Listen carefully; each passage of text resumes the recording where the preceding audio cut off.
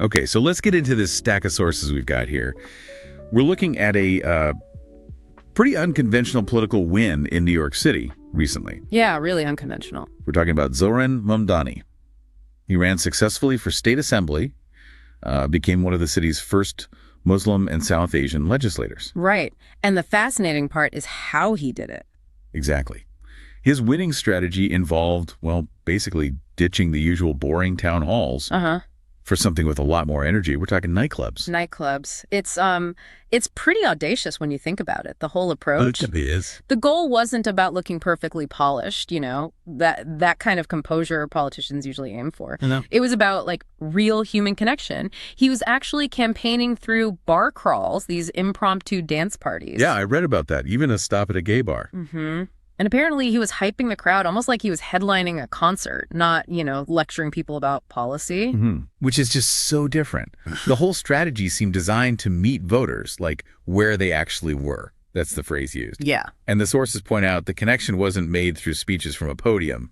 It was like on the dance floor. Dancing with people, laughing with them. Right. It's the total opposite of that traditional kind of guarded political performance we usually see. And this kind of modern campaign style, it paid off pretty quickly in terms of, like, cultural buzz. Oh, yeah, the Kim Petras thing. Exactly. The story that went everywhere was him requesting Kim Petras' song Slut Pop at some venue. Which they couldn't even play, right? Right. They didn't have it or couldn't play it. But the video of the request went viral. And then Petras herself retweeted it. Wow. And that just cemented his whole brand, didn't it? This mix of serious politics, local culture, nightlife. It all kind of merged. That moment just completely exploded online, which, brings us to the big question here.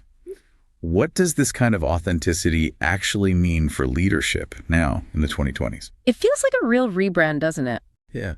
It kind of suggests that maybe voters are just tired of the robotic politicians, the ones who seem trapped in that endless perfection cycle. Oh, absolutely. He sort of shattered that illusion. Authenticity seems to be the new currency here. But, okay, this brings up a really important point, something we should probably dig into. Didn't this whole strategy risk, trivializing the actual job? That's the friction, isn't it? Yeah. Like, weren't people worried he wouldn't be taken seriously if he's campaigning at 2 a.m. in a club? Well, the sources do tackle that. They confirm it was a duality. It wasn't just a party tour. Okay. So while the setting was fun, really informal, the core policy message was apparently always there. Ah, so the informality wasn't just fluff. No, it was almost like a Trojan horse for the serious issues. Okay, that makes sense.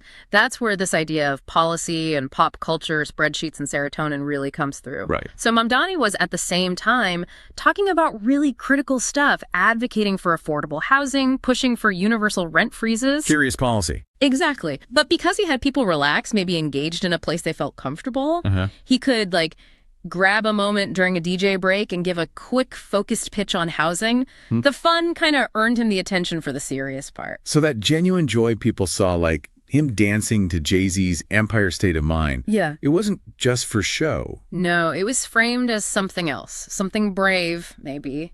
Grounding. A way to build resilience through community. Yeah, like it tells people, hey, I'm human, I share your life, your city, and we're kind of in this chaotic world together. Precisely.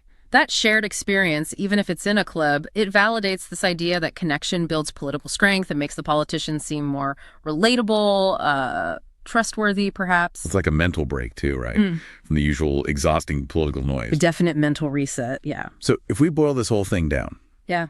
this campaign seems to show that modern leadership doesn't have to be so stiff, so sterile. Sometimes showing up, messy, musical, and just real is actually the best way to build a strong bond with people. Which leaves a big question, really, for you listening. If this kind of authenticity and shared experience really does drive resilience, how does this campaign change your own expectations? Yeah, what does a serious leader look like to you now? And what could this mean for other high-pressure jobs? Tech CEOs, university presidents, fields that usually demand constant polish and a perfect composure. How might this ripple outwards?